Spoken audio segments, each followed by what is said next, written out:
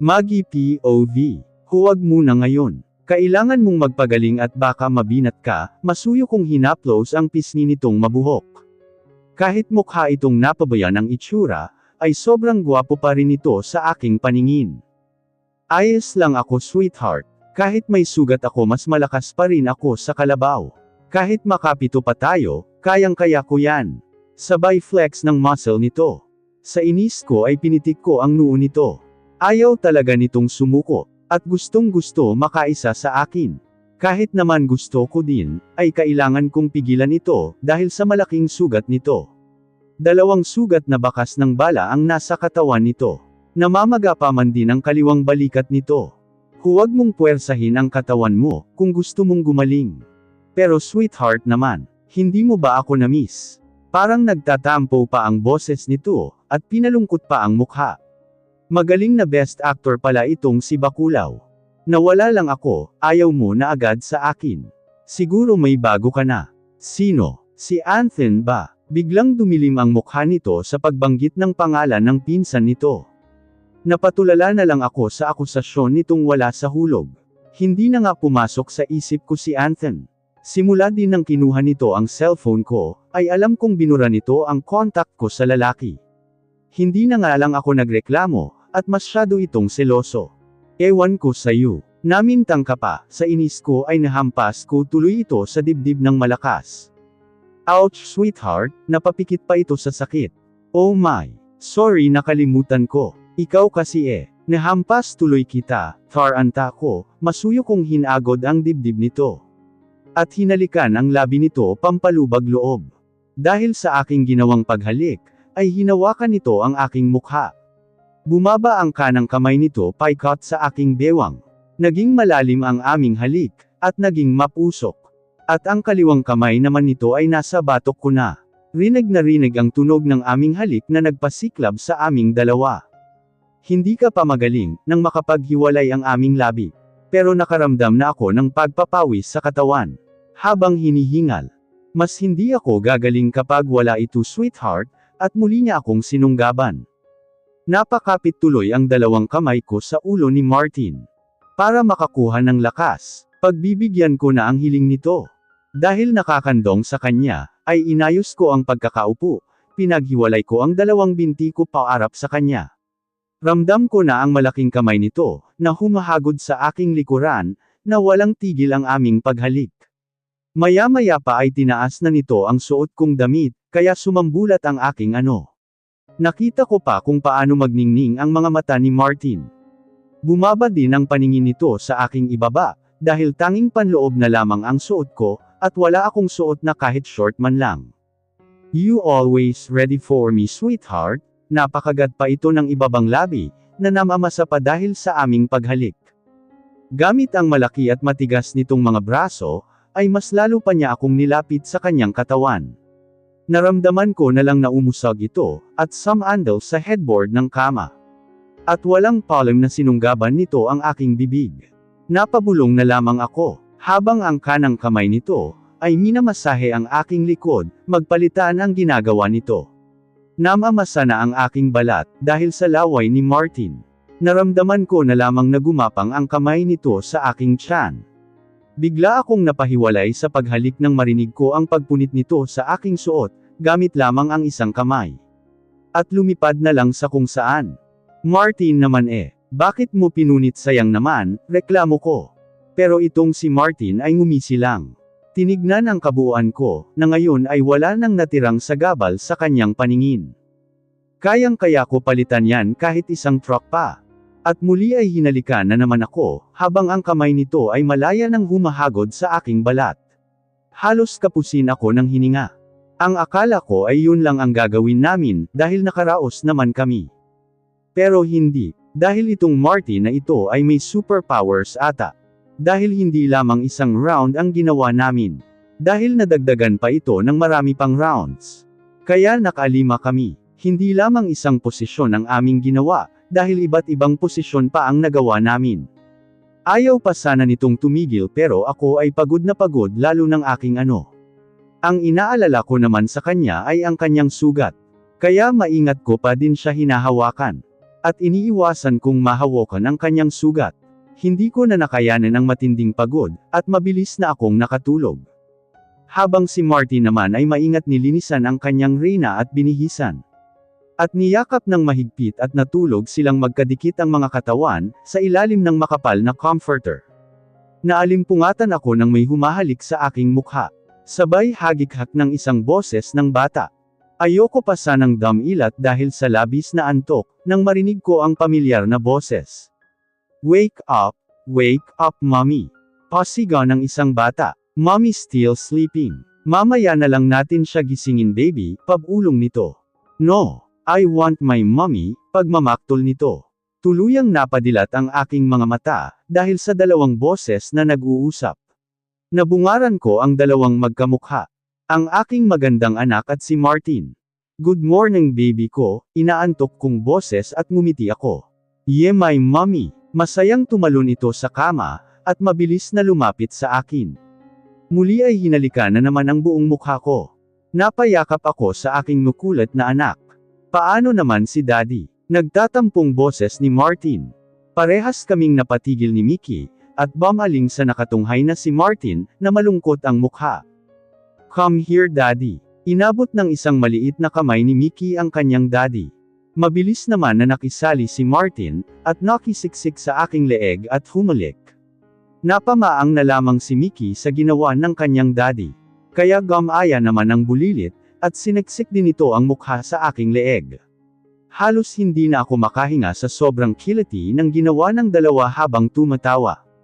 Stop na, sobra na akong nakikiliti. Pero ang dalawa ay mas lalo pang diniinan ang mga ilong, at labi sa aking leeg na kulang na lang ay mamatay ako sa kakatawa. Nagsihalak-hak lamang ang mga ito. Please ayoko na, naluluha kong pakiusap. Takti, at baka maihipa ako nang wala sa oras. Nagsitigil naman ang mga ito, kaya maliksi akong napabangon. Napahawak ang magkabilang kamay ko sa aking leeg, na may mga laway ng mga ito. Ang kukulit ninyong mag-ama, huwag ka nang magalit mommy. Tagal mo po gumising, gutom na ako. Napanguso pa si Mickey na nakatingin sa akin, at tumayo para lumambitan sa leeg ng kanyang daddy. Gutom na kami ni baby, mommy, kaya ginising ka na namin. Let's go na. Tumingin pa sa akin si Martin sabay kindat. Ang pagkindat sa akin ni Martin, ay para bang may laman. Halos hindi nito ako tantanan kagabi, at nakalimang rounds pa kami. Pinamulahan tuloy ang aking mukha. Kung wala lang siguro ang anak namin, ay baka nasuntok ko na ito sa kanyang mata. Pinanengkitan ko ito ng mga mata. Mauna na kayo at maghihilamos lamang ako, bumaba na ako ng kama. You follow mommy si Mickey na hindi humihiwalay sa pagkakalambutan sa batok ng kanyang daddy. Pero bago pa ako tumalikod sa mga ito, ay hinigit ng malaking kamay ni Martin ang aking braso, kaya napaharap ako. My morning kiss sweetheart, at mabilis pa sa 4:00 tumunog na lang ang aming mga labi sa paghalik nito. Napapikit tuloy ang aking mga mata. Why you kissed my mommy on her lips? Napamulat bigla ang aking mga mata sa tanong ng aking anak. Sus ko po, because she is your mommy, and I'm your daddy. Malawak na pagkakangiti ni Martin, habang hinaplos ang buhok ng aming anak. Okay, no one kiss my mommy, only my daddy. Winagaway pa ni Mickey ang isang kamay nito. Yes of course my baby. Only daddy or else I will. Nabitin ang pagsasalita ni Martin nang mabilis kong tinakpan ang bibig nito. Napakawalang preno ng bibig ng lalaking ito, maski sa aming anak. Sige na baby ko, baba na kayo ni daddy. Sunod lang si mommy, nginitian ko ng matamis ang maganda kong anak. Tumango ito at sumiksik sa leeg ng kanyang daddy. Let's go baby. Pero bago pa ito lumabas ay tinitigan ko muna ng matalim si Martin, na ngayon ay kungtado na ang pagkakangisi. Nang makalabas ang mga ito, ay napapailing na lamang ako, habang naglalakad papuntang banyo. Medyo masakit pa ang aking simula pa kagabi, sa walang habas na ginawa ni Bakulaw sa aking Talagang sinulit ang pagkatagal ng pagkawala nito kahit ba sugatan. Nang matapos ay nagpalit muna ako ng leggings at sandong puti.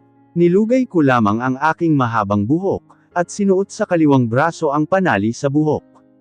Mabilis akong nakababa, at dumiretso papuntang kusina. Pero bago pa ako pumasok, ay naririnig ko ang dalawang boses na nag-uusap. Marami nagpupuntang lalaki sa inyo. Ano ginagawa baby? Si Martin. Hanap si mommy, then bigay sila foods kay lolo at lola. Si Tita Candy din binibigyan ng flowers. Pero ayoko po dun. Kasi si Tito Pogi gusto ko mabait siya eh. Nalinti ka na. Mukhang nag-iimbestiga si Bakulaw, at ang aming anak pa ang gagawing taga-sumbong. Nagtago muna ako sa malaking halaman, para lalong marinig ang pinag-uusapan ng mag-ama. Si mommy, ilan ang naghahanap? Kainis naman oh. Seloso pa naman itong Bakulaw na ito. Ganito po oh, nag-sign pa si Mickey ng number 3. 3. Si Martin na parabang naninigurado pa. Parang gusto ko tuloy patahimikin si Mickey. Yes po daddy, sabi pa nung isa dati, tawagin ko daw siya papa pag umuwi na si mommy, patuloy ng bulilit. What the? Napalakas na ang boses ni Martin, na halatang iritado na sa nalalaman. Kaya bago pa magbuga ng apoy si Bakulaw, sa iba pang sasabihin ni Mickey, ay mabilis na akong naglakad palapit sa kanila. Bakit anong nangyari kay daddy? Patay mali siya kong tanong, at tinignan ang mag-ama. Kwento po ako mami sa pumupunta sa bahay, inusenteng mukha ni Mickey, na halatang walang alam sa kapaligiran, lalo na sa mukha ng daddy nitong mukhang pinagsakluban ng langit at lupa. Terenait na tayo, kunwaring palusot ko. At lalagyan ko na lamang ng pagkain ang plato ni Mickey. Mas gugustuhin ko pang magpakabisi sa pag-asikaso sa aking anak, kesa ang sulyapan si Martin na Bakulaw. Yahi! I want that mommy, sabay turo ng bulilit sa pancake. Okay baby, sabay lagay sa plato nito. Nilagyan ko din ng kunting fried rice, at fried chicken ang plato nito. Tumayo ako at pinagtimpla ng gatas ang baby ko, na di sinusulyapan si Martin, na alam kong kanina pa sinusundan ang bawat kong galaw. Matapos kong ilapag ang gatas, ay kukuha naman ako ng pagkain ko. Mommy, si daddy wala pang foods. Ngumunguyang nagsasalita si Mickey. Ayoko na sanang sulyapan ang daddy ni Mickey, pero para namang sinasadya ng panahon, ay kailangan ko itong gawin. No, we share our foods baby, si Martin. Napasimangot ako. Bakit kami magse-share na naman ng pagkain? Nasa gitna namin si Mickey. May plato ka naman dyan, kumain ka na, mahinahon kong salita. No, matigas ang boses nito. Napalingon tuloy si Mickey sa kanyang daddy. Mabilis akong napatikhim. No choice na ako, at ayoko naman magtalo pa kami sa harap ng pagkain, lalo na sa aking anak, na ngayon palang makakabonding ang kanyang daddy. Kaya pagbibigyan ko lang itong Bakulaw. Okay, mabilis kong pinuno ang plato. Samubo muna ako at pagkatapos, ay tumingin kay Martin para subuan din ito. Mukhang kanina pa ito ready, dahil ang kaliwang braso nito, ay umabot sa sandalan ng aking likod, kahit pa napapagitnaan namin si Mickey. Napalapit tuloy ako dito, habang ang kanang kamay ay may hawak na kutsara. Sabi ko habang sinusubuan si Bakulaw. Mommy ako din, nakatingala si Mickey na nakatingin sa amin. Sure baby, at kinuha ko ang kutsara nito para pakainin din. Kaya ang ending dalawa na sila ang sinusubuan ko. Hindi na ako nagreklamo kay Martin na Bakulaw, dahil mukhang naging good mood na ito. At ito ang unang pagkakataon na magkakasama kaming pamilya. Masayang pamilya. Sa aming maghapon ay talaga namang nag-enjoy ang aking anak, sa pakikipaglaro sa kanyang daddy. Lalo na sa kanyang malaking teddy bear, na mas malaki pa sa kanya, ay halos hindi na mahiwalay sa kanyang katawan. Masaya akong pinapanood ang aking mag-ama, hanggang sa nakatulog na lang si Mickey sa sobrang pagod ng paglalaro. Kaya binuhat ito ni Martin, at pinatulog sa kwarto na aking tinutulugan. Pwede na ba tayong mag-usap? Antag ko kay Martin matapos nitong ihiga ang aming anak. Lumingon ito sa akin at tinitigan ako. Okay sweetheart, masuyo niya akong hinela palapit sa kanya, at biglang binuhat paarap sa kanya, kung kaya ay napakapit na lamang ang aking mga braso sa batok ni Martin, at yamakap ang aking mga hita sa bewang nito. Ang bilis mo talaga no. Mahina kong saway dito. Of course sweetheart ko, at mabilis na hinalikan ako. Binaba ako sa kama ni Martin. At tumabi ito sa akin. Napahawak tuloy ang kaliwang kamay ko sa mukha nito. What do you want to ask? Malambing nitong pagkakasabi. Lahat. Pwede lahat-lahat. Nakatitig ako sa mga mata nitong kulay asol. Tumikim muna ito. Before we met 4 years ago. Tumungo ako. Yes, please. Hinalikan muna ako nito sa aking labi bago magsalita. I was in military 4 years ago. Isa iyong special training, na kinikilala ng matataas na uri ng militar. Big Boss is the founder of our secret organizations called Bratstvo or Brotherhood. Marami kami sa bawat batch, at 10 na lang sa amin ang natira, na hanggang ngayon ay magkakasama pa rin. We passed the training after 2 years in Russia. Pagkatapos ay umuwi ako para magpahinga. Even my family didn't know about this. He chuckled. Then, one of my buddies taken me into the bar. Ayoko sana dahil di naman ako mahilig. Pero ayun nga, nagulat na lamang ako na ginamit na ang card ko para magbayad ng isang gabing aliw. Ang luko kong kaibigan na mahilig sa babae. So I agreed. Dahil matagal-tagal na rin ang huli akong nakatikim ng babae, napatigil ito sa pagsasalita, at tumingin sa akin. Ako naman ay sumama ang mukha. Hindi ko alam dahil sa pagsabi nitong huling nakatikim ng babae, o dahil alam ko na ang kasunod ng kwento nito. Masuyo naman nitong hinaplos ang aking buhok. Bigla ka na lang pumasok sa kwartong iyon, ang akala ko ikaw na ang babaeng yun na hinihintay ko. Bigla niya akong hinalikan sa noo. I'm very sorry sweetheart. Hindi kita pinaniwalaan. I forced you. Sobrang laki ng kasalanan ko sa'yo. Pero kahit may kasalanan ako sa iyo, ay hindi ako nagsisisi na nakilala kita ng gabing iyon. Ang balak ko pa naman bago ako makatulog, ay kukunin kita matapos kong mag-sorry. But I failed. Nagising na lamang ako na wala ka. Hinahanap kita na para akong nababaliw. Halos magwala ako ng panahon na iyon, kung hindi lang ako naawat ng mga kaibigan ko. Araw-araw kitang binabalik-balikan, baka sakaling bigla ka lumitaw dun. Pero wala, that bar. Sira pa ang CCTV nila, kaya hindi man lang kita matrace. Hanggang sa nagpabayad pa ako sa isang detectives. Pero wala pa rin. Nanghingi din ako ng tulong sa kapatid ng kabady ko si Maxine. I know she is good on her job, but something happened to her. I was so hopelessly at that time, nakita ko ang pagsungaw ng luha nito sa kanyang mata. Parang kinarma ako dahil sa ginawa ko sa iyo. Kaya tinigilan ko muna hanggang sa nagkaroon kami ng misyon. Umabot pa iyon ng ilang buwan, kung kaya ay tumigil na ako sa paghahanap sa iyo. Then ilang taon ako naging celibate. Ang iniisip ko na lang ang aking negosyo at ang misyon.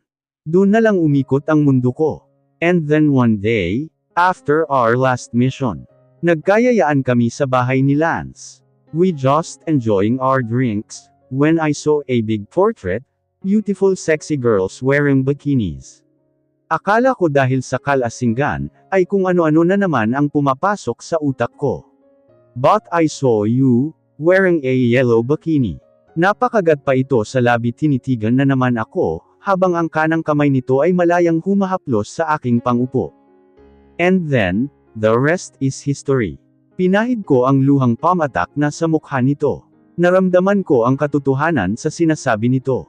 Nayakap ko na lamang ang kaliwang braso ko sa katawan nito, na walang bandage. Yun na ba? Paano si Leandro? Gusto ko pa itong magkwento. Napangiti ito. I forced him. Kahit nag-resign na siya sa pagiging detective, ay tinakot ko isusumbong kay Big Boss, kung di niya ako tutulungan. Tumawa ito. After a week, alam ko na ang sagot. Kahit hinihintay ko ang DNA ng baby natin, ay alam ko sa puso ko na anak ko si Mickey. Napamaang na lang ako sa sinabi nito. Pero walang salitang lumabas sa aking bibig. But that man ay na-love at first sight sa kapatid mo. Kaya nasayahan sa pagtira doon, napahalakhak ito ng tuluyan. Mga gunggong pala kayong dalawa, di ko na napigilan lumabas sa aking bibig. But my sweetheart, pupuntahan natin ang parents mo. I know everything what happened to you and your family. Nanlaki ang aking mga mata sa sinabi nito, at biglang kinabahan.